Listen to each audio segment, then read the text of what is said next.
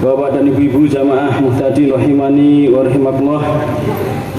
Di penghujung Ramadan ini saya mengingatkan untuk diri saya dan Bapak dan ibu semua tentang dasar utama yang tidak kita sadari di dalam beragama, ya ini masalah kehalalan. Jadi ada teman di Ekspremak Solo itu dulu kerja di turunkan kambing di pasar Klitian. Beliau cerita kalau ketika nurunkan satu truk itu kadang ada satu yang mati. Ketika mau dibuang itu temennya jadi gua tak telepon akhirnya dia telepon, ternyata di Solo ini ada salah satu, kita nggak tahu siapa ya, beliau juga lagi ada salah satu yang mengambil daging kambing mati, lalu kambing ini dijadikan sate itu. Yang kita ini bahwa semua kadang bercerita itu ono murah enak terokeh gitu kan gitu ya. Yang kita cari kan porsinya seperti itu gitu. Apa ini kriteria utama itu enak, okeh, murah gitu. Nah itu. Tanpa kita memandang yang lain itu. Padahal ada satu kondisi di masyarakat kita berjalan seperti ini. Kita pun yang di sini, saya kira kalau besok sore ada yang datang ke sini bawa sate kambing, ayo buka itu kan bismillah gitu kan. Kita nggak pernah mikir ya. Yang ini ingin kita tarik bahwasanya dulu konon Imam Ahmad ini ketika mendengar tetangganya celuruk itu yang penerjemah Jawa Indonesia Bapak.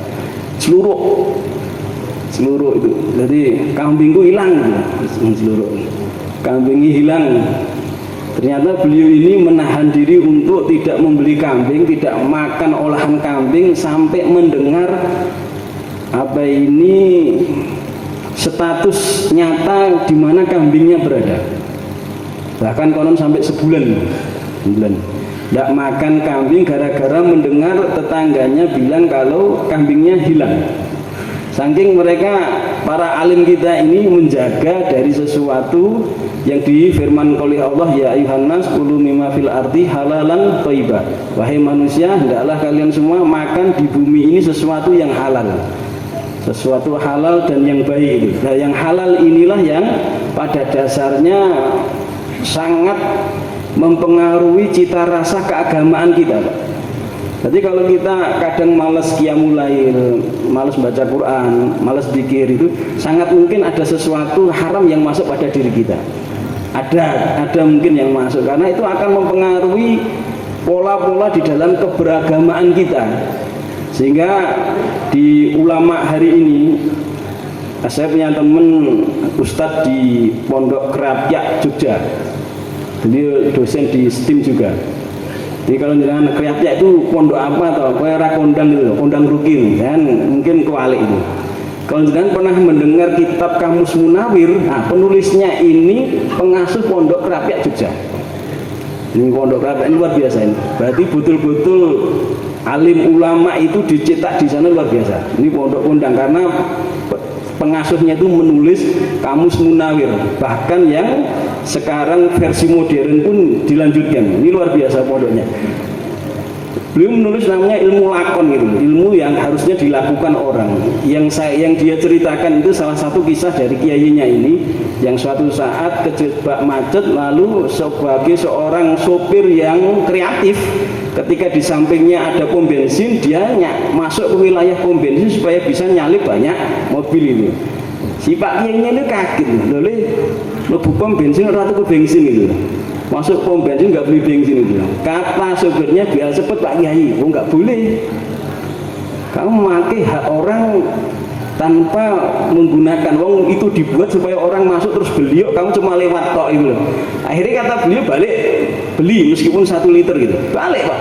Berarti orang itu para alim kita yang hatinya bersih, istilahnya koneksi dengan Allah itu sangat kuat, itu hal-hal seperti itu terasa Pak. Kalau kita terasa betul, undang insya Allah ya, insya Allah enggak lah kita kok terasa gitu loh. Insya Allah enggak, kita nyantai aja, kita pepet lebu. Ketika berhasil senengnya umum, bisa nyalip banyak mobil itu, kebanggaan itu loh. Kalau orang beda. Maka hal ini Bapak Ibu semua, ini penting buat kita semua untuk kembali menata sesuatu yang kelihatannya biasa, karena itu pada dasarnya salah satu fondasi keagamaan kita. Memasukkan sesuatu yang halal sebagai proses dia menguatkan urat-urat tulang dan saraf kita yang digunakan untuk ibadah.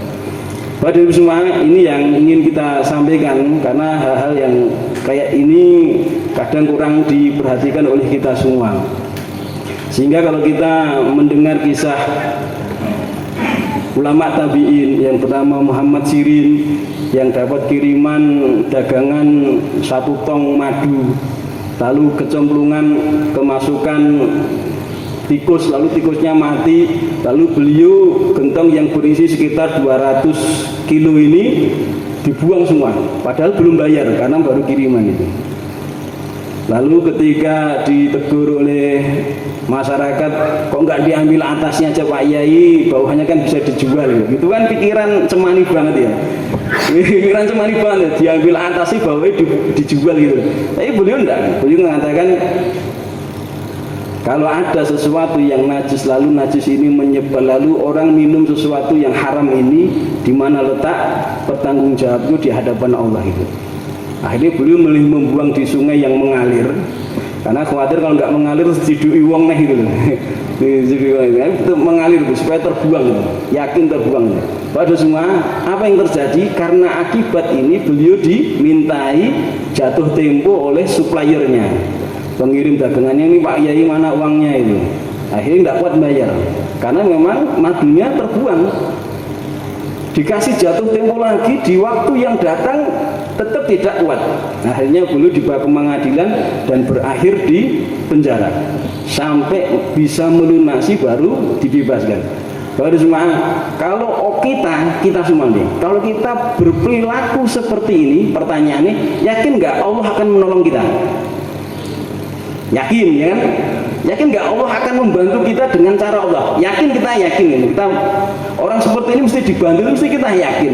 Junggur sosok ngelakon ini nggak kuat itu di prosesnya itu.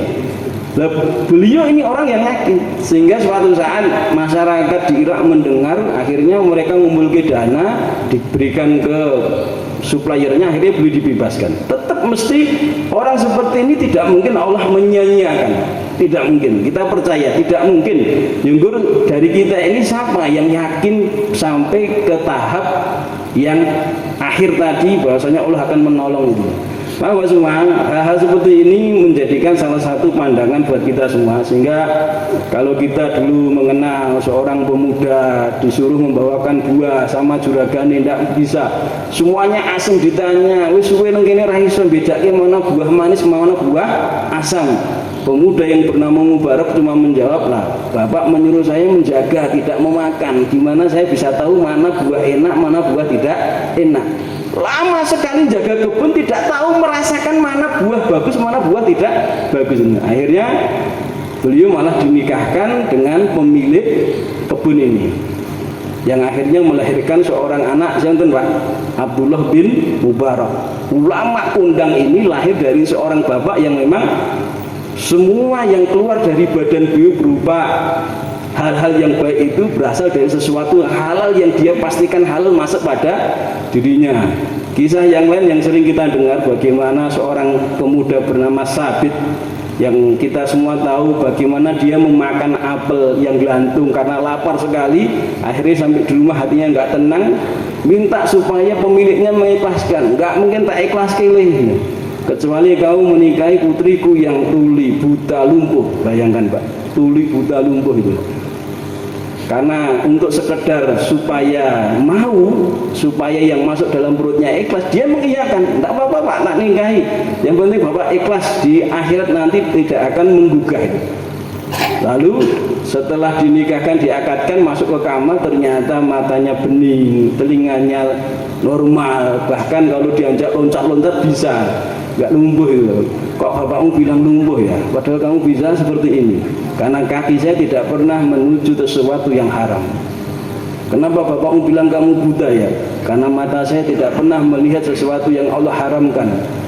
Akhirnya dari pernikahan dua pemuda yang suci yang baik ini lahir sinten Pak? Nu'man bin Sabit bin Ibrahim. Kita mengenalnya sebagai Imam Abu Hanifah. Lahir dari seorang bapak yang betul-betul menjaga diri. Karena memang bapak semua, kita semua bahwasannya halal ini ternyata pondasi keagamaan kita selain dari keilmuan. Karena dia yang akan mempengaruhi keyakinan kita, iman kita, keinginan kita. Ya, apakah keinginan kita cenderung ingin yang baik atau yang buruk, itu salah satu faktornya apa yang kita makan. Maka ini juga menjadi cerminan buat kita bahwa sesuatu yang terjadi pada keluarga kita, anak kok sekarang nakal, dikandani sulit, itu Bapak semua, kita tidak hanya menyalahkan si anak, kita harus melihat apa yang kita berikan pada si anak itu, dari mana hartanya itu, bagaimana kita menjaga kehalalan gaji kita, bagaimana kita menjaga kehalalan semua produksi kita, menjaga sekuat tenaga kehalalan yang kita beli. Nah ini yang penting, dan kita semoga dengan apa yang terakhir yang saya sampaikan sebagai jadwal, dan sudah 10 menit lebih, mohon maaf atas kekurangan. Assalamualaikum warahmatullahi wabarakatuh.